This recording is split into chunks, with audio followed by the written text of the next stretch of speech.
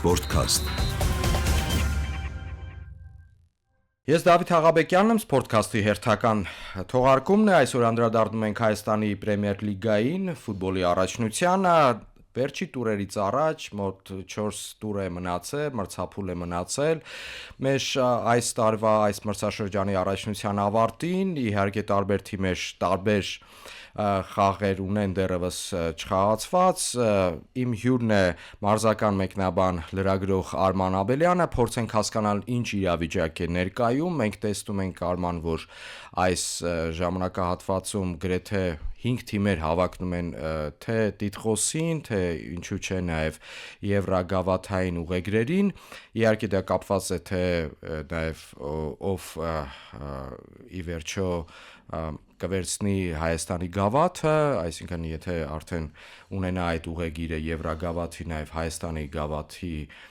մրցանակակիր լինի, ապա ուղեգիրը բաժին կհասնի 4-րդ տեղ գրաված թիմին։ Տեսնենք ինչ իրավիճակ է, մենք նախորդ տարիներին արդեն տեսել ենք, որ նույնիսկ վերջին մրցափուլում է չեմպիոնի տիտղոսի այսպես հարցը վիճարկվել, որոշվել, այս տարի կարծես թե դարձյալ գնում ենք այդ իրավիճակին։ Բարև ձեզ, շնորհակալ եմ հրավերի համար, իսկապես պայքարը շատ թեժ է, նախորդ մրցաշրջանում չկար այդ պայքարը, որովհետև Նոան անվիճելի առաջատարն էր, բայց այս մրցաշրջանում ոչ թե 3 թիմ, ոչ թե 4 թիմ, այլ միանգամից 5 թիմ է պայքարում մինչև հիմա, 4 տուր է մնացել, 3 հետաձգված խաղ կա և շատ են խաղերը հենց անմիջական մրցակիցների միջև, այսինքն վերևի հնգյակի, գումարած երկրորդ հնգյակի թիմերն էլ պայքար առաջադրում են, նույն վերջերս Արարատը Փյունիկին հաղթեց, Վանը 4 միավոր է խլել Արարատ Արմենիայից ընդհանուր առմամբ, այնպես որ թիմերը չեն խնայում միմյանց։ Այստեղ մենք տեսնում ենք, այո, Շիրակն ու Արարատը կարծես թե պայքարում են Պրեմիեր լիգայի մնալու նպատակով, վերջին տեղում այս պահին 10-րդ հորիզոնականում է Երևանի Արարատ ակումբը, Շիրակը 9-րդում է, և իրենք իսկապես կարծես պայքար առաջադրում են նաև առաջատար թիմերին, բայց նույնիսկ այն թիմերը, որոնք որ այս պահի դրությամբ այլևս կարծես հարց չունեն լուծելու, նույնպես ձեռքերը այսպես ներքև չեն իջեցնում և շարունակում են պայքարը և միավորներ են խլում նաև առաջատարներից, որոնք որ մրցապայքարի մեջ են, կրկնվում եմ, տիտղոսի համար։ Այո, պարբերաբար սայթաքումներ լինում են այդպիսի թիմերի դեմ, Վանը իհարկե մի փոքր թուլացել է, քանի որ ձմռանը շատ ֆուտբոլիստներ հեռացան, կարևոր ֆուտբոլիստներ, ինչպես գրեթե ամեն պատուհանին, Վանից կարևոր խաղացողներ են հեռանում, բայց ինչպես նշեցի, իրենք Արարատ Արմենիայի հետ ոչ ոքի խաղացին և մյուս հանդիպումներում էլ դիմադրություն ցույց տվեցին նաև Նոային, ԲԿՄ-ն իր սովորական հունով է գնում, վերջին 4 խաղերում չի պարտվել, վերջին խաղում էլ հաղթեց Վանին, Գանձասարն է զգալիորեն բարելավել իր խաղը, քանի որ մի շարք նորեկներ ունեցավ ձմռանը, իրենք աշնանն էլ թույլ չէին, լավ պայքարող թիմ էին, բայց հիմա նաև որակապես են բարձրացել ու ունենում են նաև հաղթանակներ, այդպես Շիրակն ու Արարատն էլ ձգտելու են վերջին տեղից խուսափել, այսպես պատմականորեն հարուստ ուժեղ ակումբներ են Շիրակն ու Արարատը, բայց հիմա ամենապատմական ակումբներից երկուսն են Հայաստանում, ես բազմիցս կրկնել եմ, թե Շիրակը, թե Երևանի Արարատը պարզ է, որ հանդես են գալիս նաև խորհրդային միության առաջնությունում, Արարատը դե հիմնականում գլխավոր խմբում էր, բարձրագույն խմբում էր, Շիրակը նաև առաջին խմբում էր հանդես գալիս։ Այո, բայց դե հիմա այսպես է ստացվել, երկուսն էլ որոշ խաղերում իրենց լավ դրսևորել են, բայց ընդհանուր լուրջ խնդիրներ ունեն, հատկապես պաշտպանության հետ կապված, գոլեր շատ են բաց թողնում և հիմա այսպիսի իրավիճակում են հայտնվել։ Իհարկե կազմերն էլ իրենց բավականաչափ երիտասարդ են, եթե նայենք միջին տարիքը, Շիրակ, Արարատ, նաև Վանի, ԲԿՄ-ի հիմնականում 21-ից 23 տարեկան միջին տարիքը և երբեմն նաև փորձը չի հերիքում կամ կազմի խորությունը չի հերիքում, որ վերևի թիմերի հետ ավելի լավ խաղան։ Այս պահին 6-րդից 10-րդ հորիզոնական գրավող այս ակումբներից խաղային առումով որ թիմն է ձեզ համար ավելի այսպես հետաքրքիր դիտվում։ Դες ԲԿՄ-ին միշտ առանձնացրել եմ։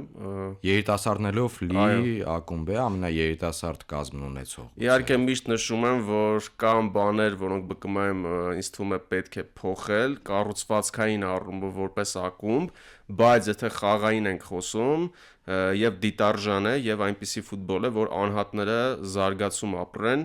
Իհարկե այլ հարց է, ինչպես է դա աշխատում երիտասարդական հավաքականի առումով, որովհետև շատ են ԲԿՄ-ից ֆուտբոլիստներն այնտեղ, նաև մարզիչն է նույնը, դա ուրիշ հարց է, բայց կոնկրետ ԲԿՄ-ն լավ է խաղում ու նաև ֆուտբոլիստներ կան, որոնք առանձնանում են։ Կնշեմ Արարատը ամեն դեպքում Գարնանը ավելի լավն է, քան Աշնանը, դե նոր մարզիչ ունի Արարատը, պորտուգալացի եւ որոշակի առաջընթաց նկատվում է։ Վանը չնայած այսպես ռեսուրսներով չի առանձնանում, բայց միշտ մարտունակությունը պահում է, հատկապես տնային խաղերում։ Շիրակն էլ այդ տեսանկյունից ամենաբոլորից խոսեցի, դե Գանձասարներ, ինչպես նշեցի, քայլ առաջ կատարել է, դա ինձ թվում է ակնհայտ է։ Դե երևաց նաև առաջատարներից մեկի հետ վերջին խաղերից մեկում, որ հաղթեց Գանձասարը եւ միավորներ կորզեց այդտեղից։ Այո, միանշանակ տարբերություն կա եւ իհարկե մենք չենք կարող ասել, որ առաջատար 5 թիմեր, ներքևի 5 թիմեր տարբերությունը մեծ չէ, չէ, զգալի տարբերություն կա։ Բայց միավորներով տարբերություն կա։ Այս պայն 5-րդ հորիզոնական գրավող թիմի եւ 6-րդ հորիզոնականի միջև գրեթե 17 միավոր տարբերություն է։ Չէ, միանշանակ կա դա եւ որպես թիմ, նաեւ ակումբ որպես ակումբ ռեսուրսներով շատ մեծ տարբերություն կա, բայց այսպիսի բան փաստենք, որ չկա թիմ, որ միավորները բաժանում ուղակի, այդպիսի թիմ չկա այս Երևանի Արարատը այդպեսին չէ։ Ինձ թվում է չէ, 23 խաղ 9 միավոր ընդամենը։ Հա, Աշնանը ավելի շատ, առաջին հատվածում իրոք ոչինչ չէր ստացվում։ Հիմա դեռնակ Փյունիկին հաղթեցին, հա, մի քիչ բախտի գործոնել կար, Փյունիկը չիրացրեց 11 մետրանոցը, շատ գոլային պահեր, բայց Արարատը Փյունիկից 3 միավոր է խլել, Գավաթում Ուրարտուին հաղթեց, ճիշտ է դուրս մնաց պայքարից, Վանին է դրսում հաղթել, լավացրել է ամեն դեպքում համեմատած առաջին հատվածի, հիմա մի քիչ գոնե ինչ-որ բան ավելի է ստացվում։ Իհարկե անդրադառնանք նաև առաջատար հնգյակին, այստեղ ինչպես իմ բացման խոսքում նշեցի, խառնաշփոթ է այս պահին դրությամբ, այսինքն չեզոք ֆուտբոլասերի տեսանկյունից ոչ նայում ենք մրցաշարային աղյուսակին, դեռևս անհասկանալի է, թե ով ինչ շանսեր ունի, կան թիմեր, որոնք որ բաց թողած խաղեր ունեն, պետք է հաշվի առնել նաև այդ հանգամանքը, առաջատար Արարատ Արմենյանն է եւ 3 միավորով նա կարծես առաջ է երկրորդ հորիզոնական այս պահին գրավող Ուրարտուից, նույնիսկ հաշվի առնելով, որ մեկ խաղ պակաս է անցկացրել, Արարատ Արմենիայի շանսերը, դե պարզ է, որ գլխավոր ֆավորիտը այս պահի դրությամբ, նայելով մրցաշարային աղյուսակին, հենց այս ակումբն է։ Այո, կնշեմ, որ Արարատ Արմենիան ամենակայուն թիմն է եղել ամբողջ մրցաշրջանում։ Ճիշտ է, լավ չսկսեցին գարնանային հատվածը, որոշ խնդիրներ ունեին, ինձ թվում է նաև ճնշումներ մեծ թիմի վրա, դե երկար ժամանակ է չեմպիոն չի դարձել, գումարած մի քանի խաղ բաց թողեց Բալանտան, իրենց ամենակարևոր ֆուտբոլիստներից մեկը, որոշ անհատ խաղացողներ մարզավիճակի անկում ունեին, բայց հիմա էլի վերադարձել են նախկին լավ մարզավիճակին, նաև հարձակման գծի խաղացողները Սերոփյանը, Շաղոյանը, Արարատ Արմենիան դեռ ունի խաղեր անմիջական մրցակիցների հետ, Նոայի հետ էլ է խաղալու, Ուրարտուի հետ էլ, հեշտ խաղացանք չէ, բայց թիմը համենայն դեպս իր լավ մարզավիճակին վերադարձել է։ Դա սկսվեց Փյունիկին հաղթելուց հետո։ Դա կարծես հոգեբանորեն հանգստություն տվեց թիմին եւ հետո վստահորեն հաղթեցին նաեւ Արարատին ու Շիրակին։ Շիրակին հաղթանակի դեպ պարզ է Գյումրիում յուրաքանչյուր թիմի համար, այդ թվում նաև Երևանյան ակումբի համար հեշտ չէ խաղալ, այդ տրիբունաների ճնշումը ամենաերևի ուժգինն է Հայաստանում, իմ կարծիքով, եւ Արարատ Արմենիան այդտեղ վստահ հաղթանակ տարավ։ Այո, նրանք երբ խաղը ամբողջությամբ վերահսկում են, մրցակիցն ուղղակի շանս չունի, իսկ այդ երկու խաղերում իրոք այդպես էր, բայց այստեղ շատ կարևոր է հոգեբանական գործոնը,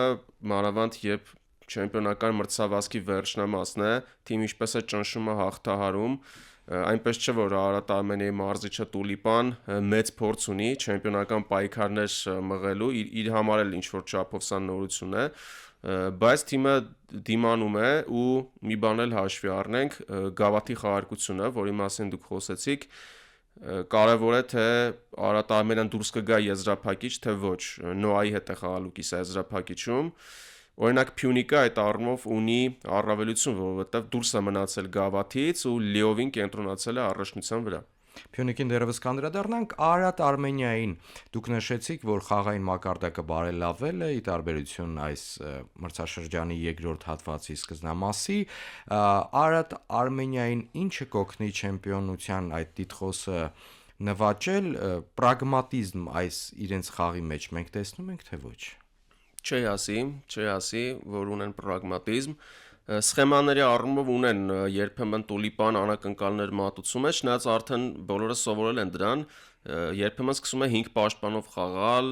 ավելի ուժեղ մրցակիցների դեմ։ Բայց Արարատ Արմենիան նաև Ուրարտուն, ինչն է տարբերում այդ երկու թիմերին, որ շատ հստակ ոճ ունեն, շատ հստակ գնդակով խաղը մանավանդ լավագույնն են երևի Հայաստանում, դիրքային գրոհները, կոմբինացիոն խաղը եւ եթե մրցակիցը թույլ չի տալիս այդ ֆուտբոլը խաղալ, խնդիրներ են ունենում թե Արարատ Արմենիան, թե Ուրարտուն, այսինքն երբ մրցակիցը ինչ-որ բան արդեն հակադրել է, առավելությունն այն է, որ իրենց այդ խաղը շատ լավն է, իրենք այդ խաղով հասնում են արդյունքների, բայց երբեմն չի ստացվում ու երբեմն այդ երկրորդ պլանը չի լինում, այսինքն կա եւ առավելություն դրա համար եւ թերություն։ Եթե սեփական խաղը չի ստացվում, առաջնային պլանը, որը մշակվել է մարզչական անձնակազմի կողմից խաղից առաջ, եթե չի ստացվում, Արարատ Արմենիան խնդիրներ ունենում։ Այո, եւ դες դրա համար նաեւ Ուրարտուին գումարեցի, բայց այդ պլան A-ն, այսպես ասած, շատ լավն է, հիմնականում աշխատում է դա։ Ես մեր ունկնդիրներին եւ ակնդիրներին հիշեցնեմ, որ իմ հյուրն է մարզական մեկնաբան, մարզական լրագրող Արման Հաբելյանը։ Արման, շարունակենք անդրադառնալ մեր Հայաստանի Պրեմիեր լիգայի առաջատար հնգյակին, երկրորդը այս պահի դրությամբ երկրորդ հորիզոնականում Ուրարտու ակումբն է, իհարկե ես նայում եմ մրցաշարային աղյուսակին, Ուրարտուն թե Փյունիկից երկու խաղ է ավել անցկացրել, թե Արարատ Արմենիայից, դրա մասին խոսեցինք, մեկ խաղ Նոան էլ 21 խաղ ունի այս պահի դրությամբ, Ուրարտուն ամեն դեպքում փորձում է այս իրավիճակում Ուրարտուի համար ընդամենը եթե չեմ սխալվում 5 խաղ է մնացել, հա, անցկացնել 4 խաղ, 27 մրցափուլ է Հայաստանի առաջնությունում, 4 խաղում դե նաև ունենալու է, ինչպես դուք նշեցիք, հենց անմիջական մրցակիցների հետ խաղեր, Ուրարտուին ինչ կբավականացնի տիտղոսի համար այսպես թեժ պայքար մինչև վերջի մրցափուլը մղելու։ Քանի որ կայունությունից խոսեցի, ինչը առաջնություններում ամենակարևորն է, Ուրարտուն երկրորդ է իմ կարծիքով կայունությամբ Արարատ Արմենիայից հետո, բայց ինչն է խնդիրը, որ թիմը վերջերս երկու շատ կարևոր պարտություն կրեց Ալաշկերտից եւ Փյունիկից, ընդ որում մանավանդ Փյունիկի դեմ շատ անհաջող խաղ անցկացրեց, որակապես անսպասելի էր այդպիսի անկումը, որովհետեւ այդ մեկնաբանում չէ՞ կարծում այդ խաղը։ Եվ այդ երկու խաղից առաջ Ուրարտուն վերջին անգամ սեպտեմբերին էր պարտվել առաջնությունում, այսինքն շատ երկար անպարտելիության շարք ուներ,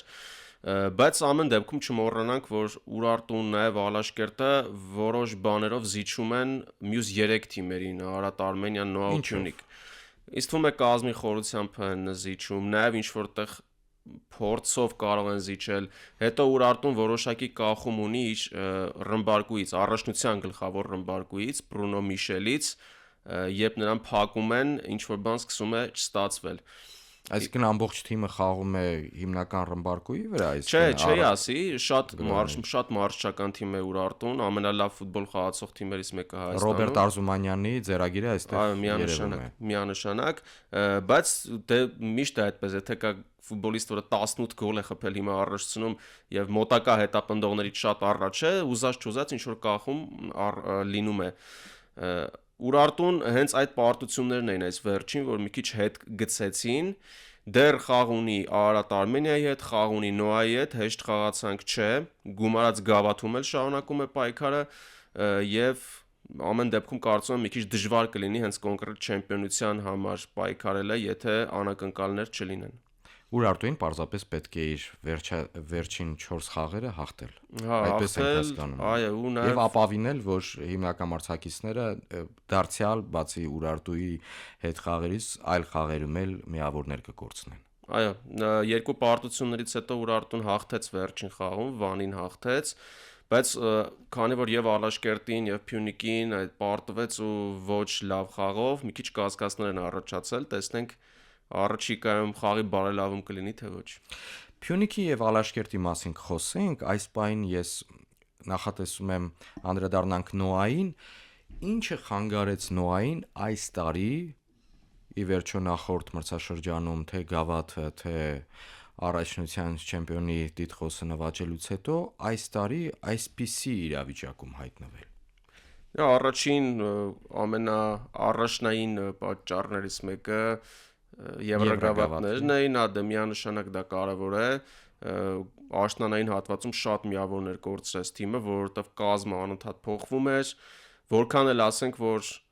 մեծ է Նոայի կազմը, ռեսուրսները մեծ են, բայց երբ կազմը անընդհատ փոխվում է, խաղաղեցվածություն չի լինում, ֆուտբոլիստները իրար լավ չեն հասկանում եւ այսպիսի խնդիրներ։ Գումարած վնասվածքներ էլ ունեին այն ժամանակ, բայց Գարնանը լավ սկսեցին 6 խաղ 6 հաղթանակ առանց բաց թողած գոլի, հետո ոչ ոքի Ալաշկերտի հետ։ Անկասկած սկսել են հիմա ավելի լավ խաղալ, քանի որ կենտրոնացած են միայն հայաստանյան մրցաշարերի վրա, բայց չի ասի, թե թիմը իր մարզավիճակի գագաթնակետին է։ Այնինչ տեսել ենք նախորդ մրցաշրջանում։ Մենք համեմատականներ ենք անցկացնում։ Նախորդ մրցաշրջանում ավելի ուժեղ էր, առաջնությունում հաստատ։ Չնայած հիմա պայքարն է ավելի լավը, քան նախորդ մրցաշրջանում, այսինքն մյուս թիմերի մակարդակն ինձ թվում է ավելի բարձր է, բայց նախորդում ավելի ուժեղ էին խաղով, ինձ թվում է Սանդրո Պերկովիչին դեռ չի հաջողվել հենց առաջնությունում այդ խաղը դնել, մանավանդ կնշեի վերևի թիմերի դեմ, օրինակ Ալաշկերտի հետ ոչ ոքի գրանցվեց հավասար խաղեր, հիմնականում հավասար խաղեր են ստացվում։ Փյունիկի հետ երկու գավաթային խաղը հավասար, շնայած Նոան անցավ,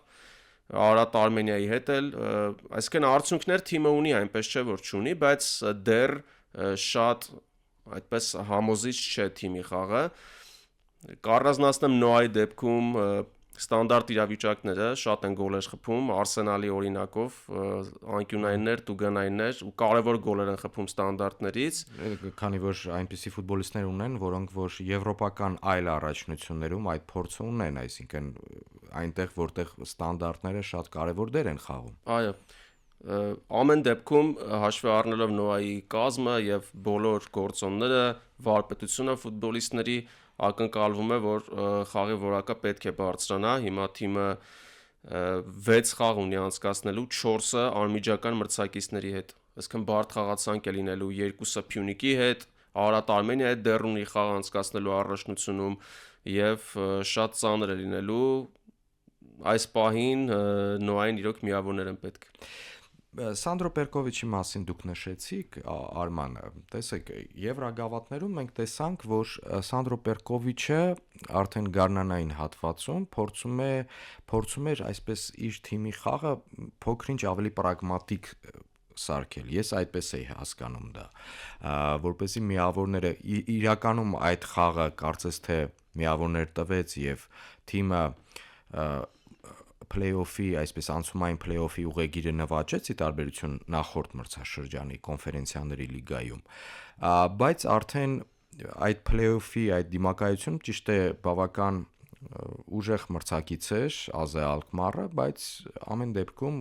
այդ պրագմատիզմը չօգնեց։ Նախորդ մրցաշրջանում Նոան խաղում էր չափազանց գրոհային ֆուտբոլ, այդ թվում նաև կոնֆերենցիաների լիգայում։ Երբեմն նաև նախորդ մարզչին Նոայի մեղադրում էին, որ ինչու այդպիսի ֆուտբոլով գնացիր Սթենֆորդ Բրիջ եւ փորձեցիր այդպիսի ֆուտբոլով արդյունքի հասնել Չելսիի դեմ խաղում։ Տեսանք ինչի դա բերեց։ Այսինքն բաց խաղ, երբ որ Չելսին պարզապես հակագրոհներով եւ ստանդարտների խաղարկումներով այդպիսի մեծ թվով գոլեր հեղինակեցին եւ հաղթեցին մեծ հաշվով։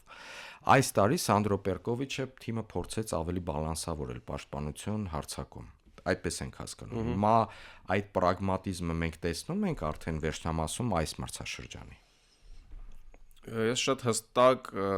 տարբերություն եմ տեսնում Նոան Եվրագավաթներում եւ Նոան առաջնությունում եւ դա նաեւ մարզչի հետ է կապված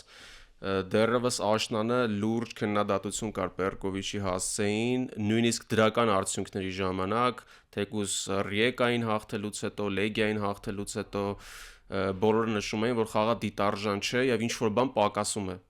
ես համաձայն եմ դրա հետ բայց Եվրագավաթներում դա աշխատում էր այդ պրագմատիզմը, տակտիկական բազմազանությունը, որ Պերկովիչը լավ ուսումնասիրում էր մրցակիցներին, լավ պատրաստվում էր, ինչ որ բաներ էր փոխում եւ դա ստացվում էր։ Ազը Ալկմարն էլ Երևանում հաղթեցին, դա շատ լուրջ նվաճում է իմ կարծիքով, բայց դա մարզչական մի ճյուղ է, որ դու, այսպես ասած, գավաթային մարզիչ ես, մեկ խաղի լավ նախապատրաստում եւ օրինակ հաղթում ես։ Առաջնությունում երկար տարածության վրա պետք է ավելի հստակ խաղաոճ Օրինակ Արարատ Արմենիա, Ուրարտու, որ նշեցի, հատկապես այդ երկու թիմերը, իրենք այդ խաղը ունեն եւ հստակ խաղաոճ ունեն, որ ավելի դոմինանտ, ավելի գերիշխող թիմեր, որոնք top առաջնության top թիմերն են խաղում։ Նոայի դեպքում հիմա որոշ չափով կա առաջընթաց, չեմ կարող ասել չկա, որովհետեւ 6 խաղում էլ հաղթել են ու հիմնականում վստահ են հաղթել։ Բայց դեռ այն չէ, ամեն դեպքում Նոայից սպասելիքները միշտ ավելի մեծ են, հաշվի առնելով թիմի ձգտումները եւ կազմը ամեն ինչը։ Դրա համար ինձ թվում է, եթե թիմը չեմպիոն չդառնա, նույնիսկ այս պայմաններում դա անհաջողություն կհամարվի, որովհետեւ պիտի չեմպիոն դառնաս, որ Չեմպիոնների լիգայից սկսես, իսկ Նոայի համար դա շատ կարեւոր է։ Շատ կարևոր է նաև ֆինանսական տեսանկյունից, այդպիսի պարզ է նպատակ ունեն նաև մյուս ակումբները, որոնք ոչ տիտղոսի համար են պայքարում։ Այսպես Նոայից սահուն անցում կատարենք դեպի Ալաշկերտ, իդեպ Նոան Ալաշկերտի հետ խաղերում որպես կանոն այս մրցաշրջանում դա տեսանք, կորցնում է միավորներ, նույնիսկ պարտվել է Ալաշկերտին։ Արդյոք Ալաշկերտը Նոայի համար այսպիսի անհաղթահարելի ինչ որ մի թիմ է դարձել այս մրցաշրջանում։ Ալաշկերտը իրոք շատ տպավորիչ թիմ է, ինչպես օրինակ Պեպ Գվարդիոլան ասել էր, որ ժամանակակից ֆուտբոլը Բորնմութն է, եթե ուզում եք տեսնել ինչն է ժամանակակից ֆուտբոլը, նայեք Բորնմութին, մեր առաջնությունում այդ թիմը Ալաշկերտն է, այսինքն նշեմ ինչու, խաղի արագությունը, ուղղահայաց ֆուտբոլ, պրեսինգ, հակապրեսինգ, առանց դադարի խաղ, շատ մեծ ճնշումով ու տրամադրվածություն հենց այդպես խաղալու առաջի րոպեից։ Ալաշկերտն այդ առումով լավագույնն է, ես տարբեր գործոններով նշում լավագույններին։ Իրոք դժվար է Ալաշկերտի դեմ, բայց Ալաշկերտն էլ այդ կազմի խորությունը, որ նշեցի, չի համատվի մյուս 3 թիմերի հետ չեմպիոնության պայքարող։ Հետո Ալաշկերտը պես գլխավոր նպատակ չի դարձել իր համար չեմպիոնությունը, որովհետև կազմը բավականին երիտասարդ է, ամեն դեպքում սա նախագիծ է, որը ֆուտբոլիստների տրանսֆերներ վաճառելու վրա է հիմնված, ինչը իրենք անում են, բայց նաև արդյունքներն են լավը, թիմը հիմա աղյուսակի վերնամասում է։ Իսկ Նոան, օրինակ տեսեք, Ալաշկերտի դեմ Նոան պարտվում էր, շնաց ընդհանուր առմամբ հավասար խաղ էր, այսպես նշեմ, բայց վերջում Իմրան Ուլադոմարը հերվից այնպիսի գոլ խփեց, որ ոչ մի դարպասապահ չէր փրկի այդտեղ։ Վարպետություն, ուղղակի վարպետություն եւ Նոայի համար օրինակ դա կարող է որոշիչ լինել այս վերջնամասում։ Այդ մեկ միավորը Չէ, նկատի ունեմ անհատական վարպետությունը ֆուտբոլիստների համագործակցությունը ամեն դեպքում Նոան ունի այդ որակը, որից կարող է օգտվել։ Ալաշկերտի մասին, այո, դուք նշեցիք, որ հրապարակայնորեն Ալաշկերտը ակումբը չի կարծես հիմնական նպատակ նշել չեմպիոնական տիտղոսի համար, եթե ես չեմ սխալվում, բայց առնվազն նշել են, որ նվազագույն իրենց նպատակը Եվրագավաթային ուղեգիր նվաճելն է։ Եվ Ալաշկերտը այս պահին դեռևս այդ գոտում է եւ պայքարը շարունակում է։ Դարձյալ ես մեր ունկնդիրներին եւ հակնդիրներին ֆուտբոլասերին հիշեցնեմ, որ այստեղ ի վերջո տարբեր ակումբներ տարբեր քանակությամբ խաղեր են անցկացրել, Ալաշկերտը դեռևս այն ակումբների ցանկում է, որ ամենից շատ է այս հենգյակի մեջ խաղեր անցկացրել եւ քիչ խաղ է մնացել իր համար։ Բայց այդ խաղերը հաշվի առնենք, որ երկրորդ 5 ակումբների դեմ են հիմնականում, ի տարբերություն առաջի հնգյակի մյուս թիմերի, որոնք որ մրցելու են իրար մեջ։ Այո, Ալաշկերտն ունի այդ առավելությունը, բայց իրոք դժվար կլինի, հիմա Ալաշկերտը լիովին կենտրոնացած է առաջնության վրա, դա միանշանակ առավելություն է, այն որ նշեցիք վերևի թիմերի հետ էլ խաղ չունի, դա առավելություն է, սակայն ամեն դեպքում ինչ-որ պահի կամ փորձը կարող է չհերիքել կամ ինչ-որ բան, որովհետև տարբեր գործոններով, ինչպես նշեցի, թե Նոան, թե Փյունիկը, թե Արարատ Արմենիան գերազանցում են։ Իրար միջև խաղերում գրեթե չկա այդ տարբերությունը, Ալաշկերտը բոլորի հետ կամ հավասար է խաղում, կամ գերազանցում է, բայց երկար տարածության վրա երբեմն ինչ-որ բաներ չեն հերիքում, ու կարևոր էին նաև Փյունիկից գրած երկու պարտությունները, նվազագույն հաշվով։ Ցավալի պարտությունները երկու խաղ իրար հետևից, մեր առաջնությունը այդպիսի յուրահատկություն ունի, որ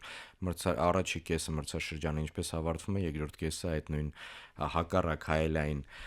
խաղացանկով էլ սկսվում է։ Եվ այս գարնանային հատվածը մի յուրահատկություն էլ ունի, որ վերևի թիմերի միջև խաղերը հատկապես շատ հավասար են։ Քիչ է ստացվում, որ ինչ-որ մեկը առավելություն ունենալով հաղթնում է։ Իհարկե Փյունիկը այդպես հաղթեց Ուրարտուին, բայց մյուս խաղերը շատ հավասար ու ինչ-որ դետալներն են որոշում, կամ մի հերվից հարվածով գոլը, կամ ստանդարտից խփած Կամ գոլը, կարմիր քարտը, որը կամ կարմիր քարտը, կամ վիճահարույց 11 մետրանոցը, ինչպես վերջերս տարբեր ակումբներ դժգոհում էին մրցավարությունից, այդպիսի գործոններն են որոշիչ դառնում։ Փյունիկին էլ անդրադառնանք, Փյունիկը ի վերջո ամենատիտղոսակիր ակումբն է Հայաստանի առաջնության, նոր անկախ Հայաստանի ամենապատմական ակումբներից մեկը, եւ Փյունիկը այս մրցաշրջանում երկրորդ հատվածում կարծես թե այդպիսի ամբողջ իր ուժը ներդրել է, որպեսզի հասնի եւս մեկ տիտղոսի։ Այ Փյունիկը, եթե միայն գարնանային հատվածը հաշվի առնենք, լավագույն թիմն է իմ կարծիքով, հետո Նոան է, միայն գարնանային հատված, այսինքն երկրորդ հատվածը եթե հաշվի առնենք, շատ փորձառու թիմ, ուժեղ պաշտպանությամբ, նկատի ունեմ ընդհանուր թիմային, բայց նաև դարպասապահ, պաշտպաններ, հենակետայիններ, շատ փորձառու, ուժեղ ֆուտբոլիստներ ունեն այդ գծում ու նաև հարձակման գծում են բարելավել։ Կնշեմ այն, որ Փյունիկը արդեն այդ ձեր նշած խաղային բազմազանությունը ունի, իրենք միայն մեկ ոճով չեն խաղում, Ալաշկերտի դեմ երկու խաղն էլ հակագրոհներով խաղացին, հաղթեցին, կարող են դիրքային ֆուտբոլ խաղալ եւ այդպես շարունակ։ Եվ ինչպես սպասվում էր, որ Փյունիկը զգալի առաջադիմելու է գարնանա, այդպես էլ կա։ Հիմա նրանք երկու խաղ ունեն Նոայի հետ, այդ երկու խաղերն են վերևի հատվածի թիմերի դեմ, շատ կարևոր հանդիպումներ են լինելու, բայց այս պահին Փյունիկը իրոք շատ լավ վիճակում է, պարտվեցին Արարատին, բայց ընդհանուր առմամբ խաղը նորմալ էր, Արարատ Արմենիայի հետ հավասար խաղեր պարտվեցին, բայց մյուս հանդիպումներում ինձ թվում է իրենք իրենց խնդիրը լուծել են, հասուն թիմ է կարելի ասել բոլոր գծերում։ Եթե ամփոփելիս լինենք այս իրավիճակը վերջի 4-5 խաղափուլերից առաջ, ով է ձեզ համար հիմնական ֆավորիտը։ Դուք նշեցիք Արարատ Արմենիան, հաշվի առնելով թե ինչ մրցաշարային աղյուսակում այս պահին ինչ դիրք է գրավում եւ որքան միավոր առավելություն ունի մյուս ակումբների մրցակիցների նկատմամբ, դուք ինչ եք կանխատեսում, ինչ կարող է տեղի ունենալ։ Ամենաբարդ հարցն է։ Բոլորը մեկը մյուսից համարյա մեկ միավոր են հետ առաջ, դեռ խաղեր ունեն անցկացնելու։ Ես նայելով խաղին։ Ես այսպես ասեմ, Փյունիկը ամենալավն է այս գարնանային։ Այո, գարնանային հատվածում միանշանակ ինձ թվում է ամենալավն է, բայց ես միշտ կողմ եմ, ուզում եմ ավելի ճիշտ, որ հաղթի ամենակայուն թիմը, այսինքն մրցաշրջանի սկզբից մինչև վերջ, որ ամենակայունն է եղել, դա է առաջնությունում որոշիչը, իսկ ամենակայունը եղել է Արարատ Արմենիան։ Իհարկե սպասենք վերջին խաղերին, միգուցե ինչ-որտեղ լարվածությունը խանգարի կամ ինչ-որ մի բան չհերիքի, բայց մինչև այս պահը ինձ թվում է անվիճելի է, որ Արարատ Արմենիան է ամենաուժեղը եղել։ Եվ վերջին հարցին անդրադառնանք, արդեն ավարտենք մեր զրույցը, Արման, խոսելով մեր առաջնության Պրեմիեր լիգայի այսպես մրցաշարային, այսպես խաղացանկի մասին, յուրահատկություն ունի 27 մրցափուլ, այսինքն 10 թիմ խաղում են նախ տանը եւ դուրսը յուրաքանչյուր մրցակցի հետ եւ մի խաղել անցկացնում են մրցակցի հետ, այստեղ արդեն որոշիչ է թե տանը թե դուրսը արդեն վիճարկելի է, չգիտեմ, ֆեդերացիան ոնց է այդ խաղացանկը կազմում։ Սա արդյոք մեր առաջնության ամենալավ, ամենաարդյունավետ ձևաչափն է։ Դե ինձ թվում է, այո, ընդհանուր առմամբ ինձ դուրս չի գալիս երկար դադարը համարյա դեկտեմբերից մինչև բայց հաշվի առնելով եղանակային պայմանները հա, բայց մենք շատ ենք հետ ընկնում վերջերս Արարատ Արմենիայի մարզիչն էլ նշեց իրենց այդ վատ սկսելու պատճառներից մեկը գարնանա, ասաց որ դադարը շատ երկար էր, մենք մինչև հունի մեջ ընկանք, արդեն ժամանակ անցավ ու մենք նաև հաշվի առնենք առաջացնում խաղում են ազգային հավաքականի մի շարք խաղացողներ, հետո իրենք գնում խաղում են օրինակ Հունգարիայի դեմ, Հունգարիան Պրեմիեր լիգայի ֆուտբոլիստներ են, նրանք ամբողջ տարի առանց դադարի խաղում են դեկտեմբեր, հունվար, փետրվար, հետո մի պահ զգում ենք, որ ֆիզիկապես զիջում ենք իրենց կամ բան, այդ երկար դադարները կարևոր են, որքան էլ դու հավաքներ անցկացնես, չի լրացնելու տեղը։ Դրա համար ես չեմ ասում ինչ-որ մեթոդ ունեմ, որ հունվարին Հայաստանում ֆուտբոլ խաղանք, բայց ինչ-որ մի բան պիտի մտածենք, որովհետև առանց այդ էլ ֆիզիկապես շատերի ենք զիջում, այդ դադարն էլ բոլորին տեմպից գցում է։ Այս ձմեռը Արման չմոռանանք, բավական ձյունառատ էր։ Ի տարբերություն նախորդ ձմեռների, երբ որ այսպես տաք եղանակ էր նույնիսկ հունվարին, որոշ ժամանակահատվածներում։ Այս ձմեռը ձյունառատ էր, այս պայմաններում մեր ակումբները այդ հնարավորությունները ենթակառուցվածքների չունեն։ Այսինքն թե խոտածածկն է տուժում, դրանից մենք տեսանք, թե ենթադրենք մարտին վերսկսվեց առաջնությունը փետրվարի ավարտին, չէ՞։ Փետրվարի վերջին օրերին, թե որոշ ակումբների տնային խոտածածկը ինչպիսի իրավիճակում է։ Չէ, խնդիր չկա այդ առումով, պարզ է մեր եղանակային պայմանները, ենթակառուցվածքները, այդ ամենակարևորը, զուտ համեմատության համար եմ ասում, որ այդ երկար դադարը ոչ մեկի չի օգնում, ընդհակառակը նաև միջազգային ասպարեզում մեզ խանգարում է։ Շնորհակալ եմ Արման, շնորհակալ եմ հետաքրքիր զրույցի համար, տեսնենք թե ինչ տեղի կունենա Հայաստանի Պրեմիեր լիգայի վերջին խաղափուլերում, պայքարը թեժ է կրկնվում, ինչից որ սկսեցինք մեր զրույցը, նախորդ տարիները մեզ նաև այս տարին մեզ սովորեցրեցին եւ նաև չեզոք ֆուտբոլասերի համար չափազանց դիտարժան է տեսնել, որ պայքարը գնում է տիտղոսի համար մինչև կարծես վերջին խաղափուլը։ Մեր հեռուստադիտողին, մեր ունկնդրին եւ անկնդրին հիշեցնեմ, որ իմ հյուրն էր մարզական մեկնաբան, մարզական լրագրող Արման Աբելյանը, ես Դավիթ Աղաբեկյանն եմ, առայժմ։